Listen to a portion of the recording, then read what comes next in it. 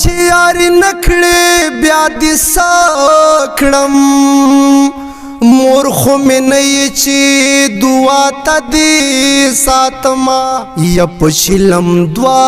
سکروټې خوند کړې لکه دوه بنې په سیالۍ خولې ورکوي نا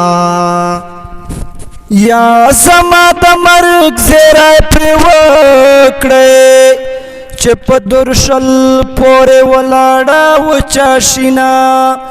ما خو دروغ ګڼله یاره په تا یې ځنې په رښتیا تړلې دینه تا ته بس کمی محسوس شي موړ نستنوي د خوراک ضرورتونه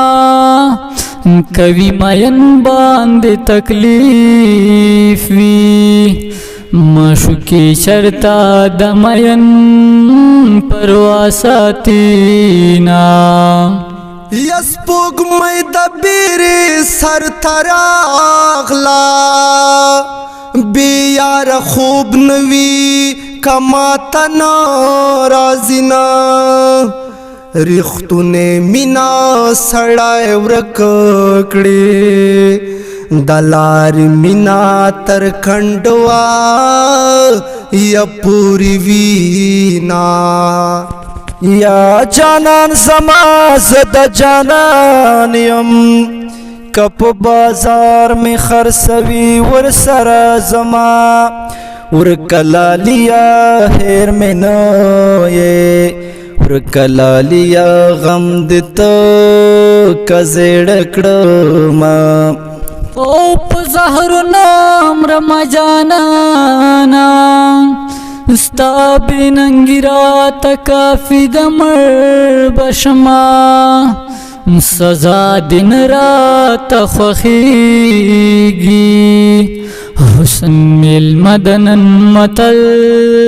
سبا به زینا یوه مې دا تجربه وشوه چې د چا ډېر قدر کوم دشمن مې شینه ستا له یاري نه به وانه وړم که څوک مې ټک وهي په سترګو کې مې خونا یادات چې ما پچا سپاره ما په بیننګ خلکو ما سپارمینا ته چې کوم وخت در یادېږم ما به د هغه وخت نه ما اخیستې وینه او په لوی زنځیر به یې تړمه دا نویستلی زړه مې ښکلو پسې ځینه زړه دې ښه ډېر راباندې سوړ کا جفا کوه چې د ارمان دې پوره شي نه یا مرض مې ګران علاج آسان دی په تجدیدن د یار رغېږم نه راضي نه خوب کې راځه خوب کې به درشم یار په ویښه ناممکنه دي دیدنونه یا پیزوان دې دوه سوه ټوټې شه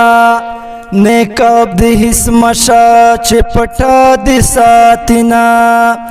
که زوړ اشنا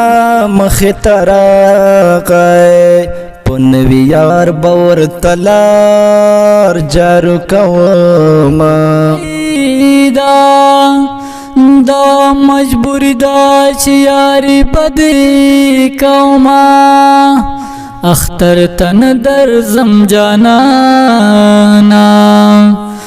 پکلی اختر تا بغیر خوند را کوي نا